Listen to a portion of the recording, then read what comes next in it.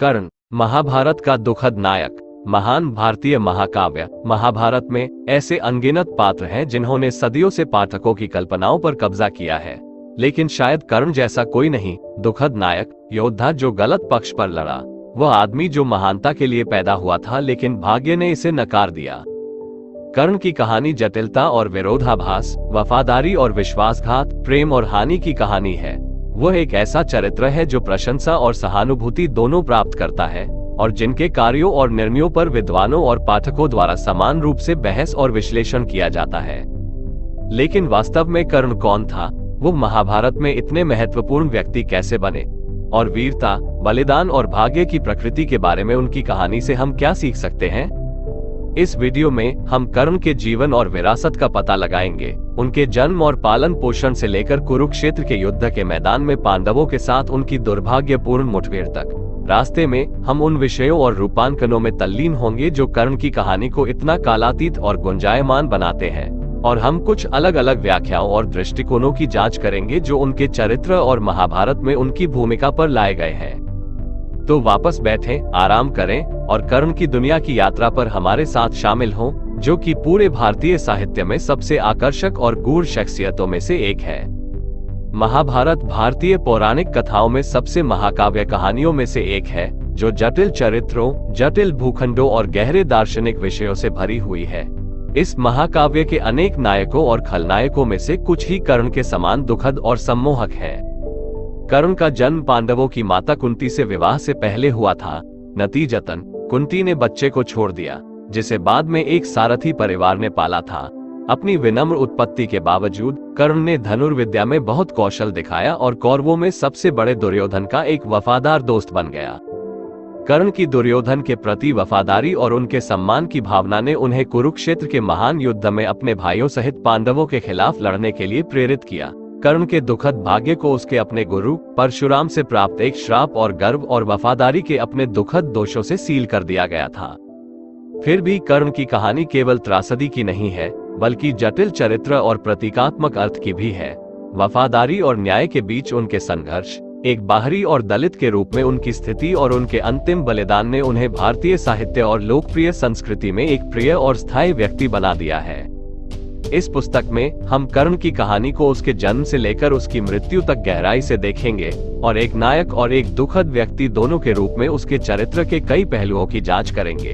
हम उनकी कहानी के दार्शनिक और प्रतीकात्मक अर्थों में तल्लीन होंगे और साहित्य और लोकप्रिय संस्कृति में उनकी कहानी के कई पुनर्कथनों की जांच करेंगे। कर्ण की कहानी के माध्यम से हम मानवीय स्थिति, वफादारी और न्याय की जटिलताओं और दुखद नायक की स्थायी शक्ति के बारे में बहुत कुछ सीख सकते हैं। अध्याय 1, कर्ण का जन्म। परित्यक्त बालक जारी। कुंती की आशा व्यर्थ नहीं थी, क्योंकि टोकरी एक सारथी अधीर्थ और उनकी पत्नी राधा को मिली थी। वे बच्चे को अंदर ले गए और उसे वसुसेन नाम देते हुए उसे अपने रूप में पाला। वसुसेना अपने पुत्र सुषेण के साथ बड़ी हुई और उसने धनुर्विद्या और अन्य मार्शल आर्ट में महान कौशल दिखाया। जैसे जैसे वसुसेना बड़ी होती गई, वह अपनी असली पहचान और अपनी जन्म मां के बारे में सोचने लगा। उन्होंने अपने पालक माता पिता से अपनी उत्पत्ति के बारे में सीखा और उनके आशीर्वाद से वह अपनी जन्म देने वाली मां को खोजने और समाज में अपना सही स्थान पाने के लिए निकल पड़े। अपनी असली पहचान पाने के लिए कर्ण की यात्रा आसान नहीं थी। उन्हें कई लोगों से भेदभाव और अस्वीकृति का सामना करना पड़ा, जिसमें कुरु साम्राज्य की राजधानी हस्तिनापुर के शासक भी शामिल थे। अपने कौशल और महान चरित्र के बावजूद कर्ण को एक बाहरी व्यक्ति और निम्न जाति के व्यक्ति के रूप में देखा गया, जो सम्मान और मान्यता के योग्य नहीं था। लेकिन कर्ण ने इसे डिगने नहीं दिया। उन्होंने अपने कौशल को प्रशिक्षित करना और सुधारना जारी रखा, इस उम्मीद में कि एक दिन उन्हें उस समाज द्वारा स्वीकार किया जाएगा जिसने उन्हें अस्वीकार कर दिया था। कर्ण का दृढ़ संकल्प और लचीलापन उसके चरित्र के लिए एक वसीयतनामा था, और उसे कुरु राजा धृतराष्ट्र के सबसे बड़े पुत्र दुर्योधन सहित कई लोगों का सम्मान और प्रशंसा मिली। दुर्योधन ने कर्ण में एक आत्मीय भावना देखी, कोई ऐसा व्यक्ति जिसे उसके जैसा समाज द्वारा अस्वीकार कर दिया गया था और जिसे मान्यता और सम्मान के लिए लड़ना पड़ा था। उसने कर्ण से मित्रता की और अपने परिवार और सलाहकारों की आपत्तियों के बावजूद उसे अपने दरबार में सम्मान का स्थान दिया।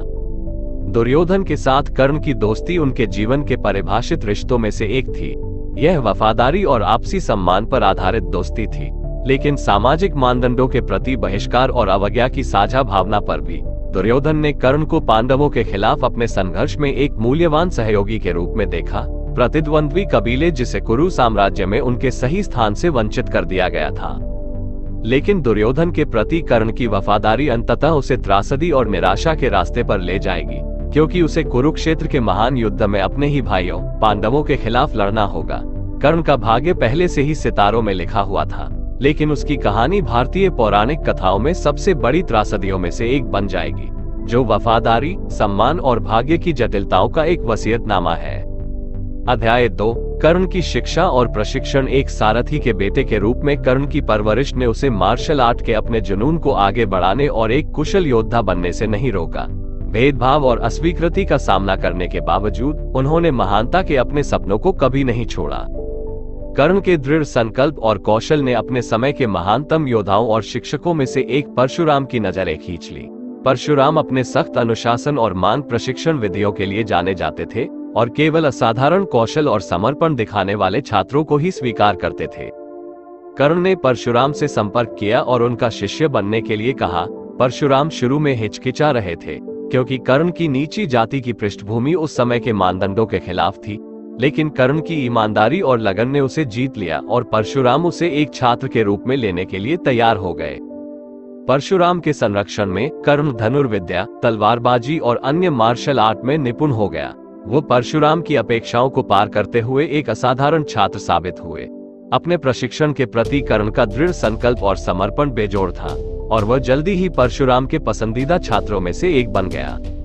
लेकिन परशुराम के साथ कर्ण का प्रशिक्षण अंततः उसके पतन का कारण बनेगा। परशुराम को क्षत्रिय वर्ग के प्रति गहरी नफरत थी। उनका मानना था कि वे भ्रष्ट हो गए थे और अपनी महान विरासत के योग्य नहीं थे।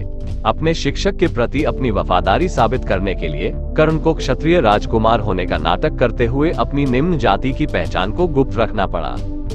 जब परशुराम ने अंततः कर्ण की असली पहचान का पता लगाया तो वह नाराज हो गए और अपने पसंदीदा छात्र द्वारा धोखा दिया। क्रोध के एक फिट में उन्होंने कर्ण को ये कहते हुए श्राप दिया कि वो युद्ध में एक महत्वपूर्ण क्षण में अपने सभी मार्शल आर्ट कौशल भूल जाएगा। ये श्राप कर्ण का नाश साबित होगा, क्योंकि यह अंततः युद्ध के मैदान में उसकी मृत्यु का कारण बनेगा। लेकिन इसके बावजूद कर्ण ने मार्शल आर्ट के प्रति अपना प्यार कभी नहीं खोया और जीवन भर अपने कौशल को प्रशिक्षित और तराशते रहे। परशुराम के साथ कर्ण की शिक्षा और प्रशिक्षण युद्ध कला के प्रति उनके दृढ़ संकल्प और जुनून का एक वसीयतनामा था। इसमें उन चुनौतियों को भी दिखाया गया है जिनका सामना उन्हें अपनी नीची जाति की पृष्ठभूमि के कारण करना पड़ा था, और उस भेदभाव को भी दिखाया गया था जिसे महानता हासिल करने के लिए उन्हें पार करना पड़ा था। अध्याय 3, दुर्योधन के साथ कर्ण की मित्रता। कुरु वंश के सबसे बड़े पुत्र और कौरवों के अंतिम नेता दुर्योधन के साथ कर्ण की दोस्ती उनके जीवन और महाभारत की घटनाओं में महत्वपूर्ण भूमिका निभाएगी। दुर्योधन अपनी चालाकी और महत्वाकांक्षा के लिए जाना जाता था और उसने एक योद्धा के रूप में कर्ण की प्रतिभा और क्षमता को पहचाना। कर्ण की नीची जाति की पृष्ठभूमि के बावजूद दुर्योधन ने उसे एक समान के रूप में देखा और उसे राजा की उपाधि भी प्रदान की। कर्ण दुर्योधन की दोस्ती और वफादारी के लिए आभारी था और दोनों अविभाज्य हो गए। कर्ण ने दुर्योधन के प्रति अपनी निष्ठा का वचन दिया और पांडवों के खिलाफ आगामी लड़ाई में उसके साथ लड़ने का वादा किया, भले ही वह जानता था कि पांडव उसके सौतेले भाई थे। दुर्योधन की दोस्ती और स्वीकृति ने कर्ण को अपनेपन और उद्देश्य की भावना दी जो उसने पहले कभी अनुभव नहीं किया था। वह अपने दोस्त के लिए कुछ भी करने को तैयार था, भले ही इसके लिए उसे अपने ही परिवार और सौतेले भाइयों के खिलाफ जाना पड़े। लेकिन कर्ण की दुर्योधन के प्रति वफादारी के भी अपने परिणाम होंगे। दुर्योधन अपने छल और कपट के लिए जाना जाता था और वह अक्सर अपने फायदे के लिए कर्ण के साथ छेड़छाड़ करता था। उन्होंने कर्ण को पांडवों की पत्नी द्रौपदी के स्वयंवर में भाग लेने के लिए प्रोत्साहित किया, ये जानते हुए कि इससे दोनों गुटों के बीच टकराव होगा। दुर्योधन की हरकतें अंततः कौरवों और पांडवों के बीच विनाशकारी युद्ध का कारण बनेंगी, जहां कर्ण अपनी मृत्यु तक कौरवों की तरफ से लड़ेगा। दुर्योधन के साथ कर्ण की दोस्ती एक जटिल रिश्ता था जो वफादारी, महत्वाकांक्षा और मार्शल आर्ट के साझा प्रेम पर आधारित था। इसने मित्रता और स्वीकृति की शक्ति को दिखाया, लेकिन अंधनिष्ठा और चालाकी के खतरों को भी। अध्याय 4, पहचान के साथ कर्ण का संघर्ष। कर्ण की कहानी का एक मुख्य विषय पहचान के साथ उसका संघर्ष है। एक बच्चे के रूप में उसे उसकी मां द्वारा त्याग दिया गया था और एक निम्न जाति परिवार द्वारा पाला गया था, जिससे उसे अलगाव और असुरक्षा की भावना महसूस हुई। कर्ण की नीची जाति की पृष्ठभूमि ने उसे समाज से बहिष्कृत कर दिया और उसे अपनी पूरी क्षमता हासिल करने से रोक दिया। उन्हें मार्शल आर्ट सीखने और प्रतियोगिताओं में भाग लेने के अवसर से वंचित कर दिया गया, जो उच्च जातियों के सदस्यों के लिए आरक्षित थी। अपनी प्रतिभा और महत्वाकांक्षा के बावजूद कर्ण को लगातार उसकी निम्न स्थिति की याद दिलाई जाती थी, जिससे वह हीन और अयोग्य महसूस करता था। वह स्वीकृति और मान्यता के लिए तरस रहा था, लेकिन उसकी पृष्ठभूमि के कारण ये पहुंच से बाहर लग रहा था। जब कर्ण को तीरंदाजी प्रतियोगिता में भाग लेने का मौका दिया गया, तो उसने इसे अपनी योग्यता साबित करने और अपने आसपास के लोगों से स्वीकृति प्राप्त करने के अवसर के रूप में देखा। लेकिन जब उन्हें अपनी निम्न जाति की स्थिति के लिए अयोग्य घोषित किया गया, तो उनकी उम्मीदें टूट गई और उन्होंने पहले से कहीं ज्यादा अलग थलग महसूस किया। पहचान के साथ कर्ण का संघर्ष जीवन भर जारी रहा, क्योंकि वह कौरवों के प्रति अपनी वफादारी के बीच फटे हुए थे, जिन्होंने उन्हें एक समान के रूप में स्वीकार किया था, और पांडवों, उनके सौतेले भाइयों, जो न्याय और धार्मिकता के लिए लड़ रहे थे, के प्रति उनका कर्तव्य था। कर्ण की कहानी समाज में स्वीकृति और समावेश के महत्व और भेदभाव और पूर्वाग्रह के विनाशकारी प्रभाव की याद दिलाती है। यह विपरीत परिस्थितियों में दृढ़ संकल्प और दृढ़ता की शक्ति को भी दर्शाता है, क्योंकि कर्ण ने अपने सपनों को कभी नहीं छोड़ा और दुनिया में अपनी जगह के लिए लड़ना जारी रखा। अध्याय 5, द्रौपदी के साथ कर्ण का संबंध। पांडवों की पत्नी द्रौपदी के साथ कर्ण का रिश्ता एक जटिल और विवादास्पद था। यह एक ऐसा रिश्ता था जो गलतफहमी, गर्व और त्रासदी से प्रभावित था। द्रौपदी के स्वयंवर के दौरान कर्ण ने प्रतियोगिता में भाग लेने का प्रयास किया, लेकिन उनकी निम्न जाति की स्थिति के कारण उन्हें प्रवेश से वंचित कर दिया गया। इस अस्वीकृति ने पांडवों के प्रति कर्ण की नाराजगी को हवा दी और उन्होंने अपनी योग्यता साबित करने और द्रौपदी का हाथ जीतने की कसम खाए। लेकिन द्रौपदी का स्नेह जीतने के कर्ण के प्रयासों को अस्वीकृति और तिरस्कार का सामना करना पड़ा। द्रौपदी ने उसे एक शत्रु के रूप में देखा और उसने उसके अस्तित्व या उसकी उपलब्धियों को स्वीकार करने से इनकार कर दिया। कर्ण के अभिमान और क्रोध ने उसे इस तथ्य के प्रति अंधा कर दिया था कि द्रौपदी उसकी अस्वीकृति के लिए जिम्मेदार नहीं थी, और यह कि उसे जीतने के उसके प्रयास पथभ्रष्ट और निरर्थक थे। उन्होंने उसे अपनी इच्छाओं और एजेंसी के साथ एक व्यक्ति के बजाय जीते जाने वाले पुरस्कार के रूप में देखा। कुरुक्षेत्र युद्ध के दौरान कर्ण और द्रौपदी के बीच का रिश्ता अपने दुखद चरम पर पहुंच गया। कर्ण, जो कौरवों की तरफ से लड़ रहा था, के पास निहत्थे और कमजोर द्रौपदी को मारने का मौका था, लेकिन वह उसके लिए अपनी भावनाओं के कारण झिझक रहा था। द्रौपदी ने इस हिचकिचाहट को एक कमजोरी और अपमान के रूप में देखा और उसने कर्ण को ये कहते हुए श्राप दिया कि जिस तरह उसने उसे मारने की कोशिश की थी, उसी तरह वह भी मारा जाएगा। ये श्राप सच हो जाएगा, क्योंकि कर्ण को पांडवों में से एक अर्जुन ने एक दिव्य हथियार का उपयोग करके मार डाला था। द्रौपदी के साथ कर्ण का रिश्ता एक जटिल था, जो गलतफहमियों और परस्पर विरोधी भावनाओं से भरा था। इसने रिश्तों में सहानुभूति और समझ के महत्व और अभिमान और क्रोध के विनाशकारी परिणामों पर प्रकाश डाला। अध्याय 6, कर्ण की दुर्योधन से मित्रता। कौरवों में सबसे बड़े दुर्योधन के साथ कर्ण की मित्रता उसके जीवन के निर्णायक संबंधों में से एक थी। यह एक ऐसा रिश्ता था जो आपसी सम्मान, वफादारी और अलगाव और अस्वीकृति की साझा भावना पर आधारित था। दुर्योधन ही एकमात्र ऐसा व्यक्ति था जिसने कर्ण को उसके निम्न जाति की पृष्ठभूमि की परवाह किए बिना स्वीकार किया था।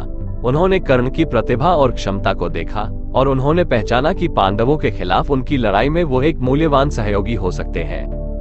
बदले में कर्ण ने दुर्योधन को एक दोस्त और संरक्षक के रूप में देखा, जिसने उसे मौका दिया था जब कोई और नहीं करेगा।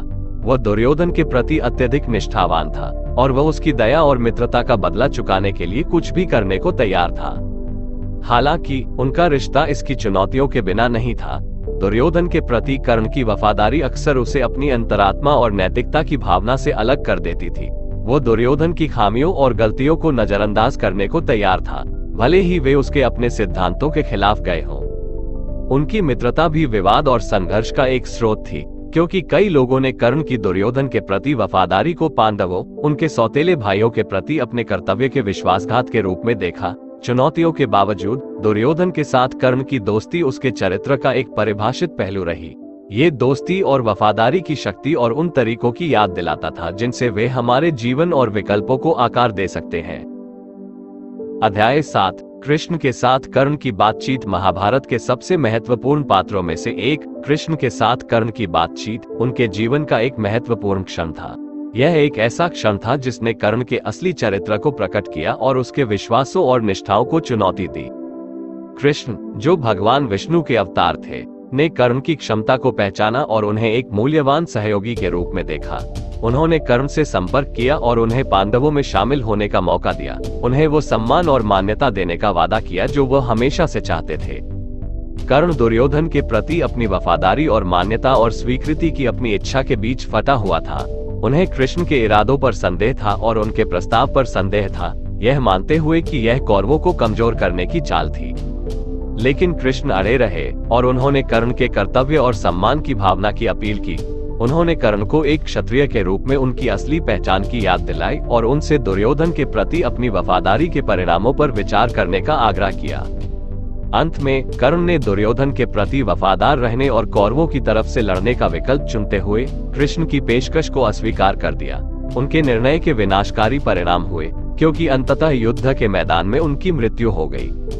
कृष्ण के साथ कर्ण की बातचीत महाभारत में एक शक्तिशाली क्षण था, जिसने उनके चरित्र की जटिलताओं और उनके सामने आने वाले कठिन विकल्पों को प्रकट किया।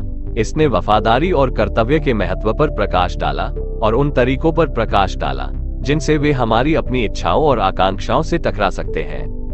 अध्याय 8 अर्जुन के साथ कर्ण का द्वंद्व। कर्ण और अर्जुन, उनके सौतेले भाई और पांडवों के नेता के बीच का द्वंद्व महाभारत के सबसे प्रतिष्ठित क्षणों में से एक था।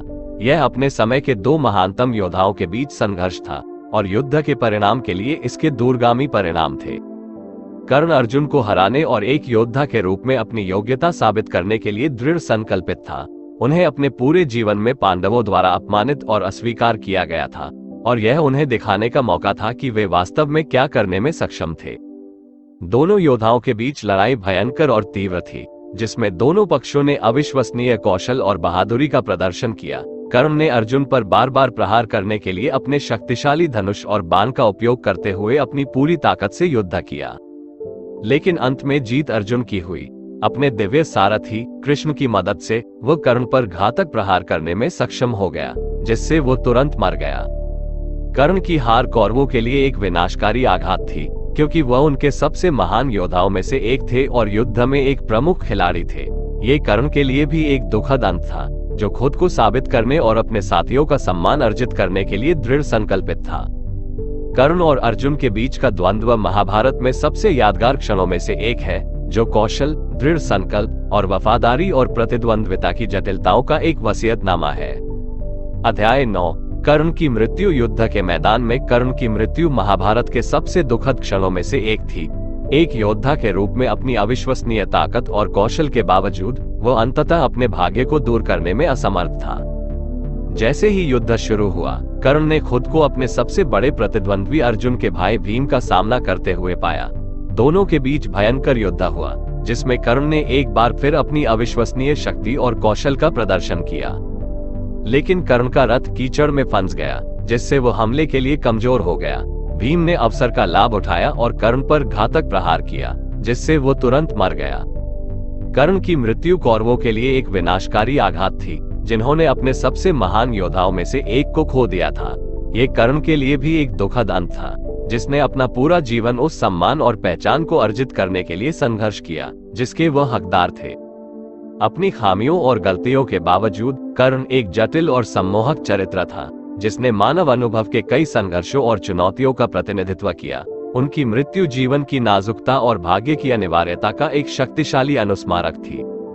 अंत में कर्ण की विरासत पाठकों और दर्शकों की पीढ़ियों को अपनी ताकत, साहस और दृढ़ संकल्प के साथ प्रेरित करती रही। उनकी कहानी महाभारत की सबसे प्रिय और स्थायी कहानियों में से एक है, जो मिथक और किंवदंती की स्थायी शक्ति का एक वसीयतनामा है। अध्याय 10 कर्ण के जीवन से सीख। कर्ण का जीवन चुनौतियों और संघर्षों से भरा था, लेकिन यह अविश्वसनीय साहस, दृढ़ संकल्प और निस्वार्थता के क्षणों से भी चिन्हित था। उनकी कहानी कई सबक देती है जो आज हमारे अपने जीवन के लिए प्रासंगिक है। सबसे पहले, कर्ण की कहानी दृढ़ता और लचीलेपन के महत्व की याद दिलाती है। अनगिनत बाधाओं और असफलताओं का सामना करने के बावजूद कर्ण ने कभी भी अपने लक्ष्यों को नहीं छोड़ा और वो जिस पर विश्वास करता था उसके लिए लड़ना जारी रखा। दूसरे, कर्ण की कहानी प्रतिकूल परिस्थितियों में भी हमारे मूल्यों और सिद्धांतों के प्रति सच्चे रहने के महत्व पर प्रकाश डालती है।